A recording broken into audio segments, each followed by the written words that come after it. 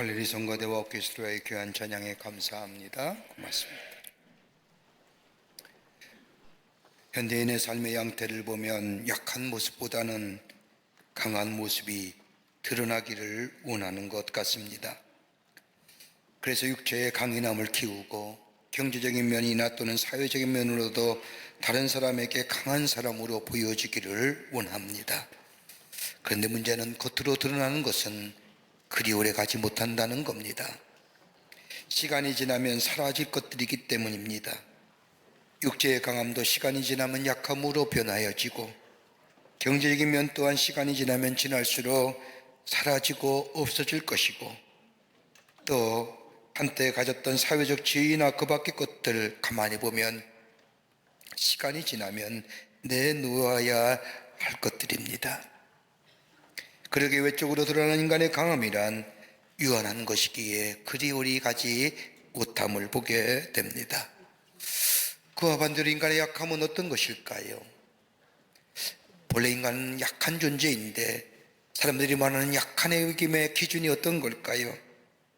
사람들은 약함을 얘기할 때에 경제적 빈곤이나 정치적인 약세, 육체의 질병, 지식의 빈약함 등을 가지고 약함의 조건들을 얘기하지만 꼭 그런 것은 아닙니다.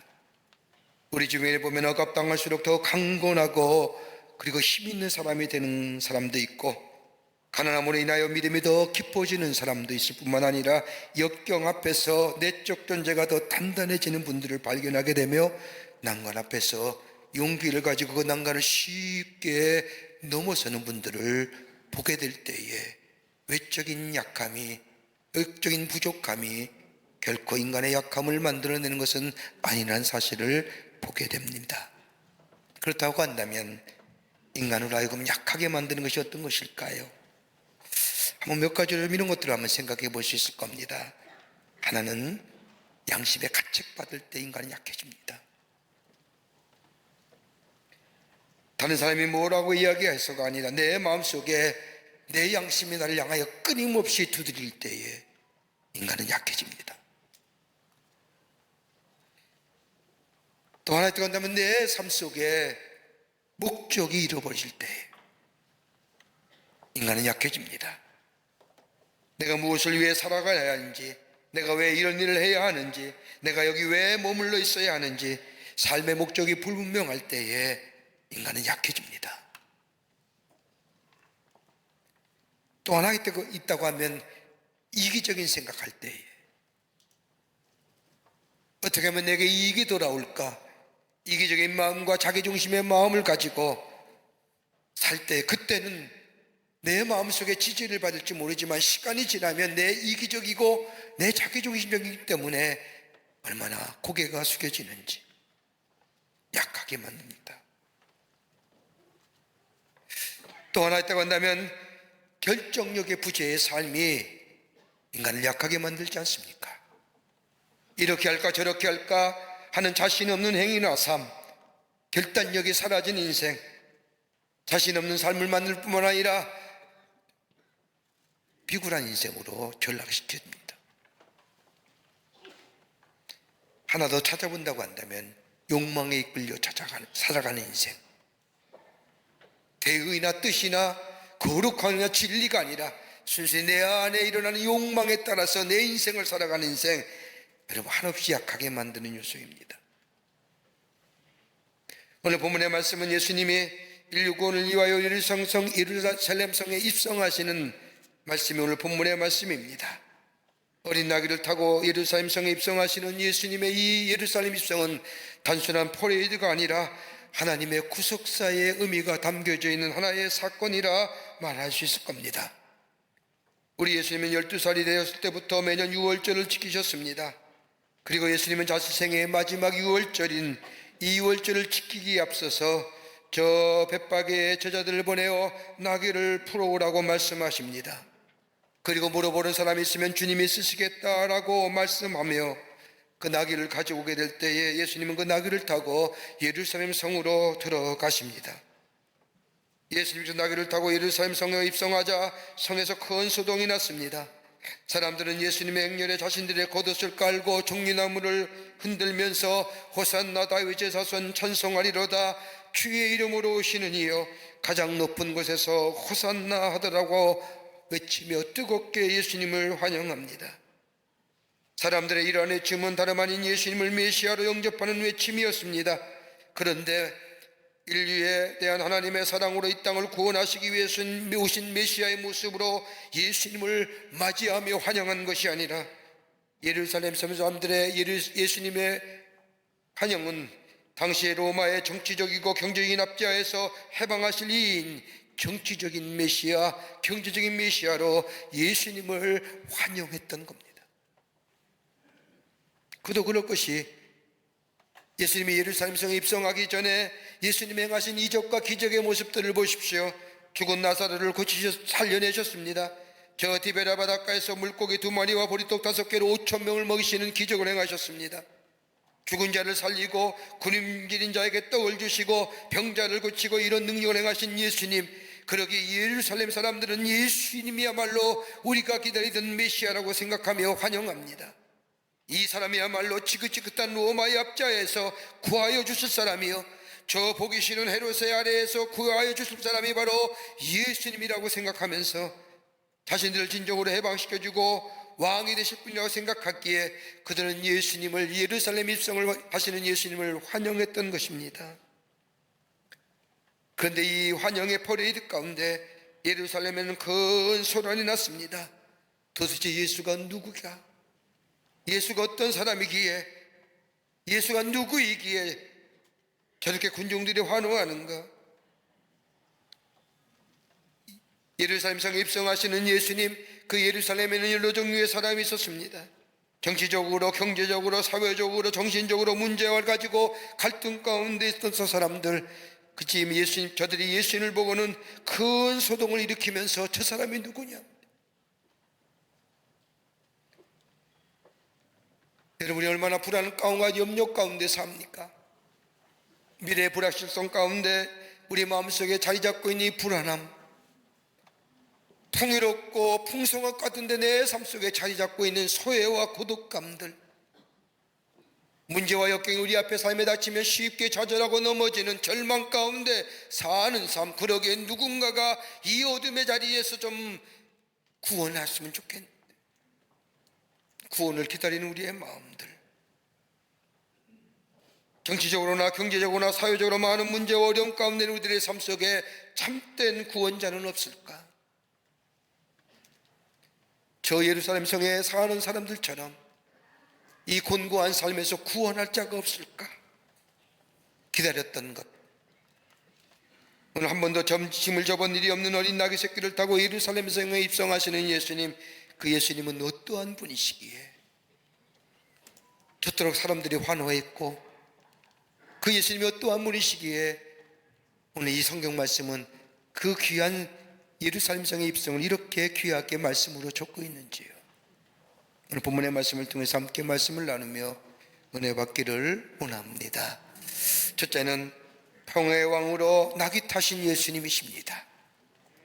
오늘 본문의 말씀을 보면 예루살렘 성에 입성하실 때 눈에 띄는 장면이 있다면 그건 예수님이 한 번도 등짐을 져본 일이 없는 어린 나귀를 타시고 예루살렘 성에 입성하셨다는 겁니다. 여러분 한번 생각해 보십시오. 어린 나귀, 한 번도 등짐을 져본 일이 없는 나귀, 훈련이라든지 이거 받아본 적이 없는 나귀, 성경 원문을 보면 이 어린 나귀를 가리켜서 폴로스라고 얘기하는데 쉽게 해석한다면 망아집니다. 길들여지지 않는 이 어린 나귀가 예수님을 태우고 예루살렘의 성에 올라가는 모습을 한번 생각해 보십시오.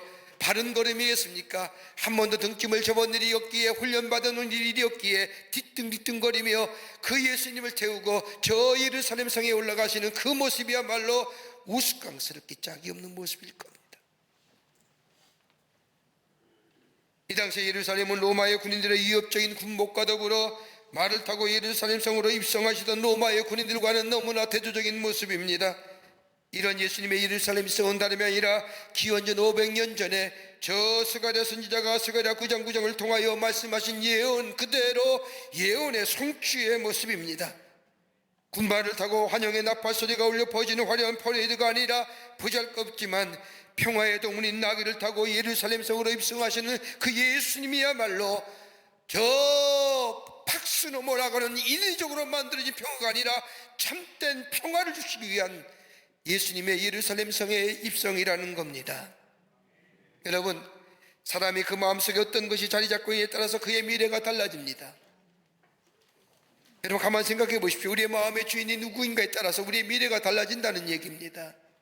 여러분, 우리 마음속의 물질이 내 마음의 중심이 되면 그 사람은 어떤 사람이 되지 않습니까?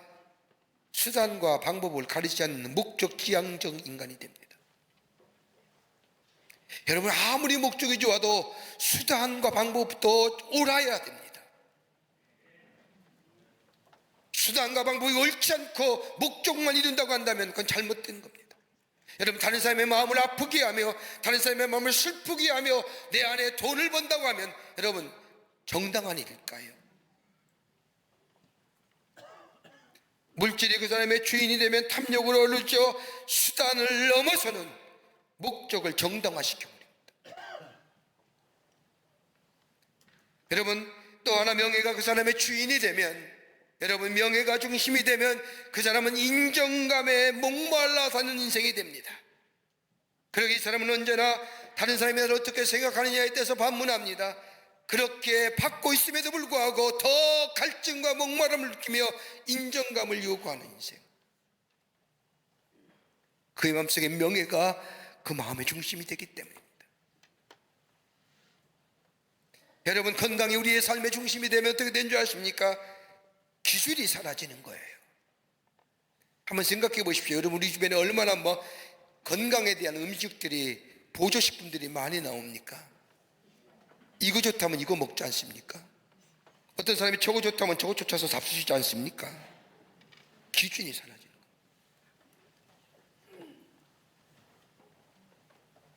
그보다도 우리 마음속에 죄의 문제가 자리 잡고 있으면 여러분, 우리 안에 참된 평화가 없습니다. 참된 안식과 쉼이 없습니다. 우리 마음속에 물질이나 명예나 건강이나 죄가 자리면 우리 안에 안식과 평안이 사라지는 사람, 여러분, 우리 안에 진정한 평화가 어떻게 얻어지고 가져다 줍니까?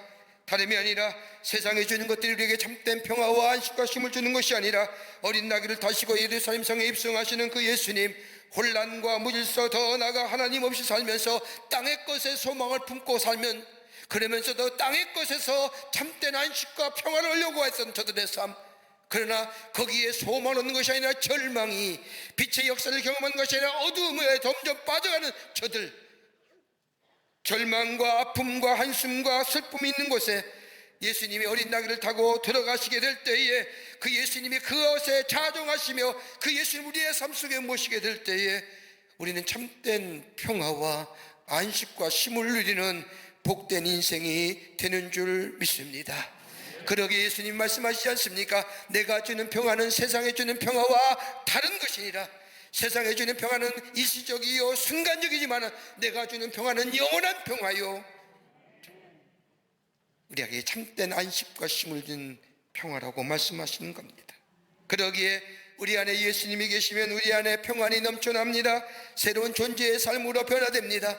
더 이상 어둠과 좌절과 절망의 삶이 아니라 새로운 소망과 용기의 삶, 다름이 아니라 예수님이 내 안에 계시기에 예수님과 더불어 새로운 존재의 삶으로, 존재 양태의 삶으로 하나님과의 새로운 관계가 회복될 뿐만 아니라 나와 나 자신의 관계가 회복되어 더 나아가 다른 사람과의 관계가 회복될 뿐만 아니라 하나님의 나라의 백성으로 하나님을 아바 아버지라 부르며 하나님의 은혜의 보좌에 나아가 하나님 앞에 마음껏 주의 이름을 부르는 하나님의 백성, 참된 평안을 소유하는 하나님의 백성의 삶으로 살아가게 됩니다.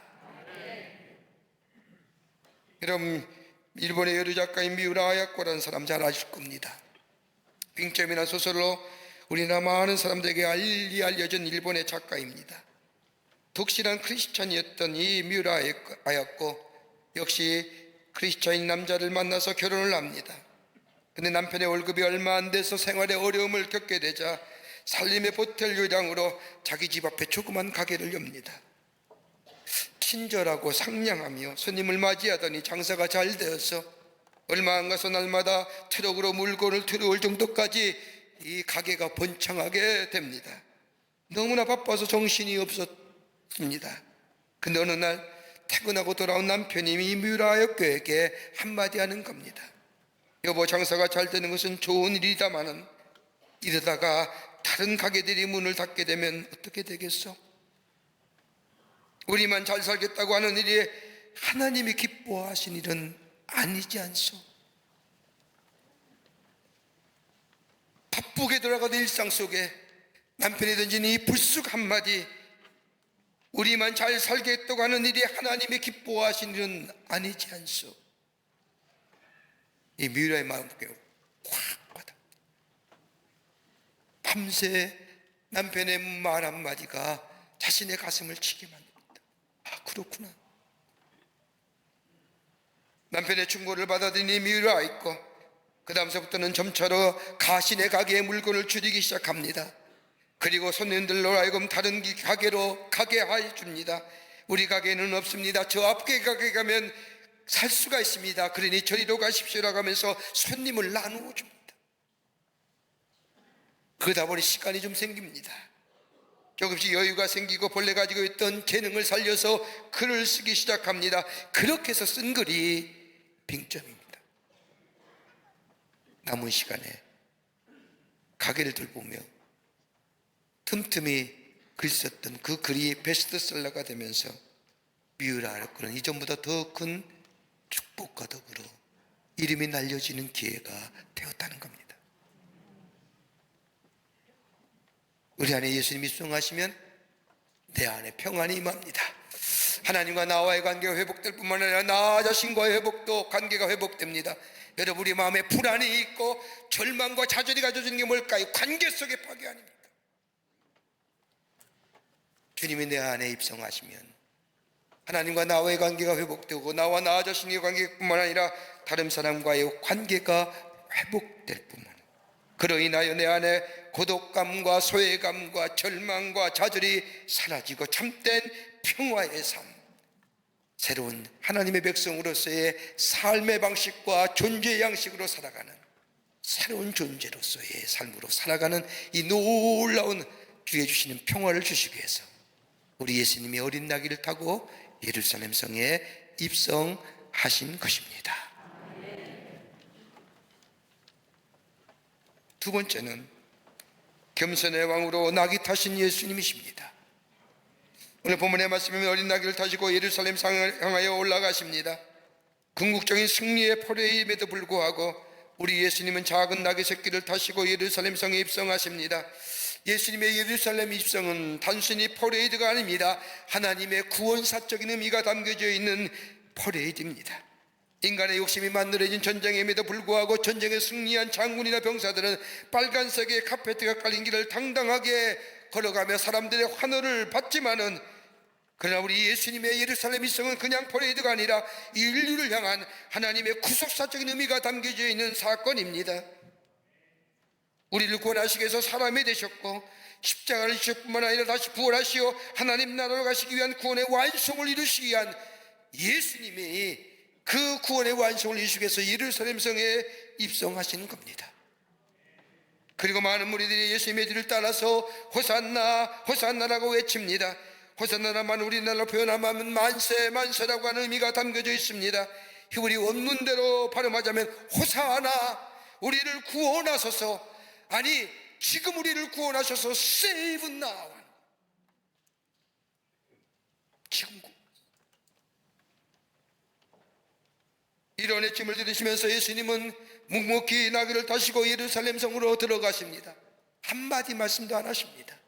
뱀반함의 소리나 들어서 환호하는 이스라엘 백성들을 향하여 응답함에심에도 불구하고 아무런 행동 없이 예루살렘 성에 입성하십니다. 이걸 스가랴 선지자는 겸손하신 예수님이라고 말합니다. 겸손의 왕으로 예루살렘 성에 입성하시는 예수님. 여러분, 요한복음 6장의 말씀을 보면 예수님께서 베세다들에서 5,000명을 먹이신 엄청난 기적을 행하십니다. 5천 명의 무리가 광야에 모였는데 예수님께서는 물고기 2마리와 보리떡 5개로 5천 명을 다 먹이시는 기적을 행하십니다. 이 놀라운 기적을 경험한 사람들이 예수님을 왕으로 모시려고 합니다. 예수님이 왕이 된다면 우리의 모든 문제가 해결될 것이라고 믿었습니다. 보기 싫은 저 로마의 사람들 다 몰아내고 정치적인 해방을 가져올 것이고, 먹지 못하여 굶주린 이 경제 어려움들, 우리 예수님의 능력이면 능히 이 경제적인 문제를 해결할 뿐만 아니라 사회의 복잡한 문제도 다 해결해 줄 것이라고 생각합니다. 그리고 예수님이 행하신 권능과 기적의 역사들, 마치 이스라엘 백성이 경험했던 여리고성의 함락처럼 저 로마가 무너질 것이고, 홍해를 육지같이 걷는 것처럼 애굽의 사람들이 다 물에 수장된 것처럼 저 보기 싫은 헤롯의 정권에 저 아부하는 사람들 다 예수님이 다 쳐서 멸하실 것이요. 그리고 우리가 그렇게 꿈꼈던 저 다윗과 솔로몬의 왕조의 부활을 가지고 오시라고 생각했던 사람들, 그러기에 예수님을 자신들의 왕으로 세우려 할 때에 예수님은 저들을 피하여 한적한 곳에 가셔서 기도하신 후에, 그리고 나서 오늘 본문의 말씀에 저 어린 나귀 새끼를 타고 저 많은 사람이 모이는 예루살렘 성으로 올라가신 겸손하신 예수님. 여러분, 예수님의 겸손의 모습을 대표주고 보여주는 말씀이 있다면 빌립보서 2장 7절의 말씀입니다. 하나님과 동등됨을 취할 것으로 여기지 아니하시고 오히려 자기를 비워 사람이 되었고 종의 형체를 가지셨다고 말씀합니다. 여기에 비웠다라고 하는 말은 헬라어로 에케노센이라고 말하는데, 자기를 비웠다는 것, 이게 바로 겸손입니다. 할 수 있으나 할 수 없는 것 같이, 능력이 있으나 아무 능력이 없는 것 같이, 여러분, 낮아짐과 겸손은 자기를 비우는 겁니다. 할 수 있음에도 불구하고 하지 않는 겁니다. 능력이 있는 거나 있으나 아무 능력이 없는 것처럼. 왜요? 오늘 본문의 말씀에 그것을 발견하게 됩니다. 그 뒤에 말씀을 보면 예수님이 십자가의 사건 앞에 두고 겟세마네 동산에 올라가 기도하십니다. 그리고 기도하시면서 그 귀한 기도, 땀이 핏방울이 드는 기도 가운데 이런 기도하십니다. 내 뜻대로 하지 마옵시고 아버지의 뜻대로 하시옵소서. 여러분, 내가 비워진다는 겸손은 내 주장과 내 뜻보다는 그보다 더 고귀하고 더 절대적인 가치를 향하여 내 것을 내려놓는 것이 겸손입니다. 우리 예수님은 하나님의 뜻을 이루기 위해서 당신의 것들, 내 뜻을 내놓는, 자기를 비운 겁니다. 내 생각, 내 판단, 내 의견 깨끗이 포기합니다. 그리고 하나님의 뜻에 순종합니다. 이것이 겸손의 모습입니다. 여러분, 하나님은 겸손한 자에게, 자기를 배운 자에게 하나님은 역사하시어 하나님의 위대한 일들을 이루어 가십니다. 그러나 자기 것에 가득 찬 자에게는 하나님의 역사할 능력이 없기에 일하지 못하십니다. 묵묵히 할 수 있으나 하지 않으시는 겁니다. 능력이 있으나 나타내지 않으시는 겁니다. 왜요? 이것보다 더 큰 하나님의 뜻이, 인류 구원의 역사가 그러게 겸손한 자의 모습으로, 자기를 비우시고 낮추신 모습으로 어린 나귀를 타고 예루살렘 성에 입성하시는 예수님, 겸손 그 자체라는 겁니다. 미국의 저면의 역사학자인 닥터 앤드류 윌스라고 하는 사람이 이야기합니다. 저 다른 종교 가운데는 하나같이 발생지가 지금까지 중심지로 남아있지 않는, 여러분 저 보십시오. 저 이슬람 메카입니다. 사우디아라비아. 여러분 저 힌두교 인도입니다. 거기서 종교가 발생했는데 아직도 거기가 중심지입니다. 근데 기독교는 어떤가요? 기독교는 늘 중심지가 바뀌어오지 않았습니까? 여러분, 예루살렘에 시작했지만 1세기에 지나서는 저 알렉산드리아와 저 로마와 북아프리카, 시대를 지나면서 15세기와 16세기를 지나면서 유럽과 19세기와 20세기 들어와서는 저 미국의 대륙과 21세기 들어와서는, 여러분 어디가 기독교의 중심인지 아십니까? 더 이상 미국도 아니고 유럽도 아니고 지금은 저 남미, 지금의 시대에 와서는 기독교가 어디 중심이에요? 아프리카.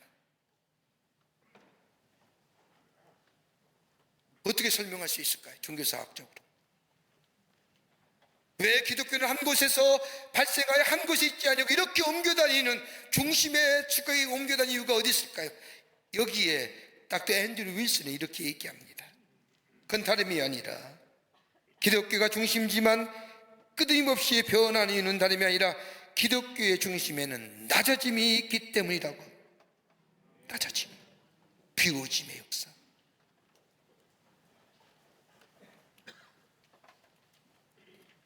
우리 예수님은 하나님의 큰 뜻 인류의 구원을 위해서, 구속사를 위해서 어린 나귀를 띠고 자기를 비우며 저 예루살렘 성에 올라가심으로 인하여 우리에게 참된 구원과 영생을 통한 우리의 삶을 새롭게 하시는 놀라운 은혜를 그 겸손의 모습을 통해서 우리에게 허락하실, 그뿐 아니라 우리 안에 참된 하나님의 사람으로 살아가는 은혜를 베푸시기 위해서 어린 나귀 새끼를 타고 예루살렘 성에 겸손한 모습으로 올라가신 줄 믿습니다. 끝으로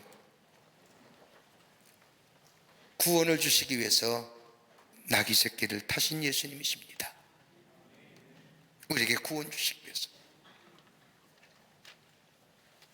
예수님께서 예루살렘 성에 입성하시면서 처음으로 입성하셔서 가신 곳이 바로 성전입니다. 오늘 본문의 말씀에 이후에 보면 성십자 예수 그리스도의 십자가의 사건을 앞에 두고 예수님은 기도하러 성전에 올라가셨을 것입니다.